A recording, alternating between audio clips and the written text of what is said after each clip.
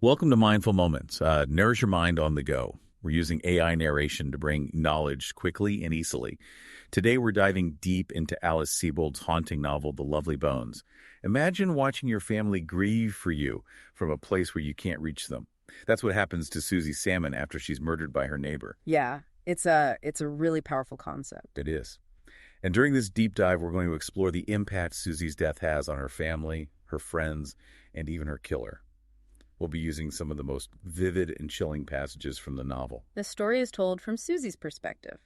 She narrates from her own personal heaven, which changes as she comes to terms with her death. So we get to see her family's grief up close. But Susie can only watch. She can't comfort them or help them. Right, and that's a huge source of frustration for her. Sebold does a fantastic job of making Mr. Harvey, Susie's killer, seem like a normal, everyday guy. He hides his horrific acts under a mask of normalcy. He even interacts with Susie's family like nothing's wrong. It's incredibly disturbing, especially when you consider that he keeps souvenirs from his victims. It shows how much he needs to control and possess things. As the story goes on, Mr. Harvey's carefully crafted persona starts to crumble. The weight of his crimes threatens to expose who he really is. Exactly. The book also explores how Susie's family deals with their grief. Each member reacts in their own unique and heartbreaking way. Yeah. Abigail, Susie's mom, eventually leaves the family. She just can't cope with the pain of losing her daughter, and she tries to escape by having an affair with Detective Fennerman. He's also dealing with loss, so they try to find comfort in each other. Jack, Susie's dad, is totally convinced that Mr. Harvey is guilty. He is. He becomes obsessed with getting justice for Susie. He's desperate to regain some control in a situation where he feels completely powerless. It almost leads him to violence. He has this near confrontation with Mr. Harvey, and when he finds Susie's clothes, he completely breaks down. It's a really raw and powerful moment. You can really feel the depth of his grief. Then there's Lindsay, Susie's younger sister. She has to grow up in the shadow of this tragedy. And she tries so hard to be strong for her dad. It's amazing how she manages to find her own way through her grief while still supporting her father. She finds some solace in her relationship with Samuel. It's a sign that love and happiness are still possible even after such a terrible loss. And what about Buckley, the youngest Salmon child? How does he deal with losing Susie? He faces it with this mix of innocence and resilience. It's really poignant. He tries to make sense of this unimaginable loss through his imagination. He builds forts to feel safe and in control. That makes sense. And he tells the story about a boy who went into a hole and never came out.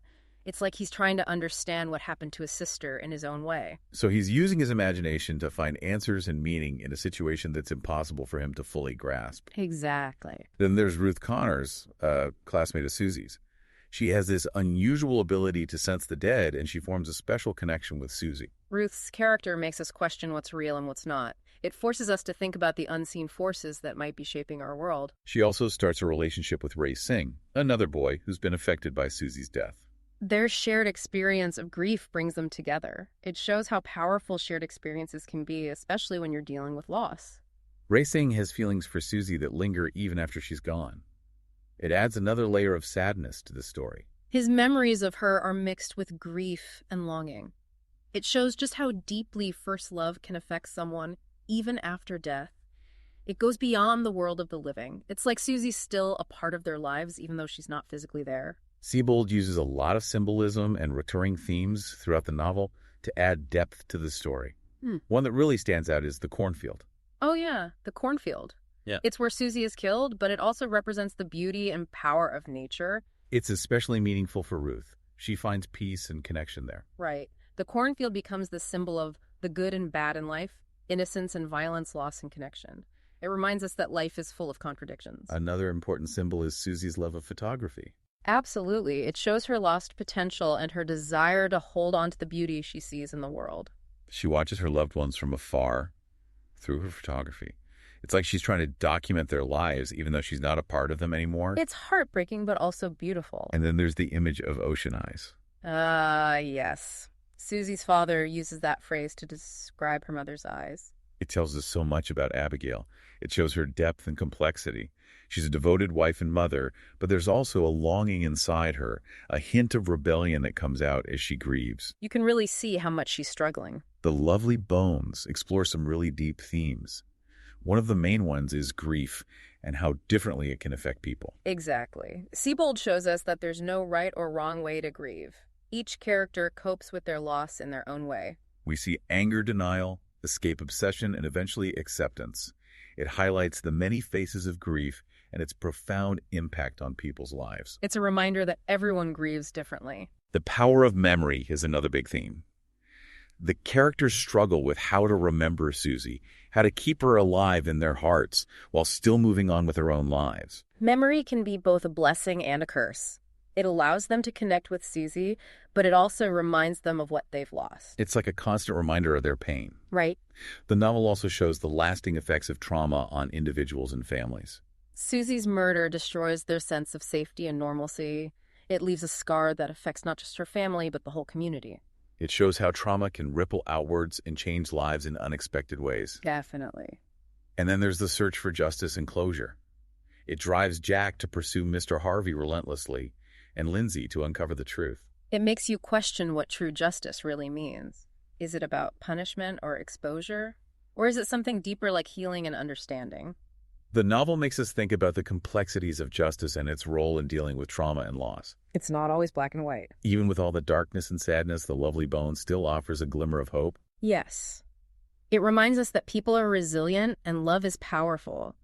Even though they've been through something unimaginable, the characters find ways to keep going. They draw strength from each other and from Susie's memory. It shows us that even in the darkest of times, we can find a way to heal and connect with others and find moments of light. Exactly. It's a powerful message. The Lovely Bones is a story about loss and resilience and the bonds of love that never die. It's a tough read, but it's also full of hope. Sebold doesn't sugarcoat the pain of grief, but she also shows us that life goes on even when it feels like it shouldn't. It makes you think about how we keep the memory of those we've lost alive while still moving forward in our own lives. It's about finding that balance between remembering and letting go. And finding new moments of joy and connection, even as we carry the weight of grief. This deep dive has just scratched the surface of all the themes and emotions in The Lovely Bones. To really understand the power of this book, you need to experience it yourself. There's a link to buy the book in the show notes. And don't forget to subscribe to Mindful Moments for more deep dives into books and ideas that will make you think.